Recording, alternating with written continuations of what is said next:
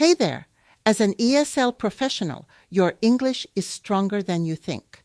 But sometimes the tiny phrases we use can quietly undermine our credibility, even when our ideas are excellent. Today, I'm going to show you 3 phrases you should remove from your emails immediately and what to say instead, so you sound confident, clear, and authoritative. Phrase number 1. Example. I just wanted to follow up on the budget proposal I sent last week. Here's the problem. The word just makes your message smaller. It signals that you are apologizing for taking up space, and it makes you sound hesitant, like your request isn't important. A stronger alternative. I'm reaching out to discuss the budget proposal I sent last week. Why this works. It's direct. It tells the reader your purpose with confidence without minimizing your message. Phrase number 2. Does that make sense? When you use this phrase, it unintentionally suggests maybe your explanation wasn't clear. You doubt your ability to communicate. Instead, try, let me know if you need clarification, or feel free to ask questions. This shift keeps you confident while still welcoming dialogue. You're being helpful, not doubtful. Phrase number 3. Sorry to bother you, but when you lead with an apology, you suggest your request is an imposition, devalue your message. Put yourself in a lower status position. Instead of apologizing before you've even made your point, say, quick question about the timeline. I need your input on the proposal. Can you clarify the next steps? These are direct, respectful, and confident, without sounding demanding. Why this matters? Research shows that how you communicate affects how people perceive your competence, sometimes even more than what you say. Confident writing, faster responses, stronger executive presence, more respect from colleagues. Your technical skills got you here. Your communication skills will take you further. The truth about your English.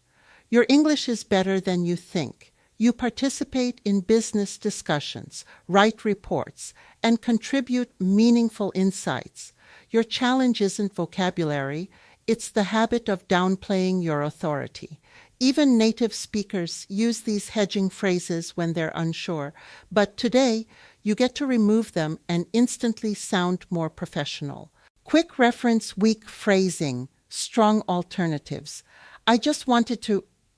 I'm reaching out to. Does that make sense? Let me know if you need clarification.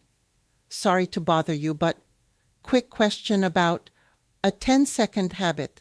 Before you hit send, scan for just, sorry, or confidence-weakening questions and swap them. Action steps. Audit your sent emails. Check how often you use these phrases. Write replacement phrases. Keep your best alternatives visible. Practice daily. Swap hedging language for confident phrasing. Notice the changes. People will respond faster, and treat your message with more respect. You've earned your seat at the table. Your communication should reflect that. Removing these 3 phrases doesn't make you arrogant. It simply expresses confidence, clarity, and respect for your own expertise. Your next email is your next opportunity. You've got this, and now you've got the language to prove it. Transform your professional presence. Let's talk about your next steps. If you're looking to strengthen your professional communication even further, I'd love to support you. Every week, I share short, practical communication tips designed specifically for ESL professionals, strategies you can apply right away in real workplace situations. No grammar drills, just real-world techniques that help you write and speak with confidence. You can join thousands of other ESL professionals who are on this same journey. Inside our community, people share wins, challenges, and questions, and you'll get access to email templates, confidence-building exercises, and expert guidance delivered directly to your inbox. Your next email is your next opportunity.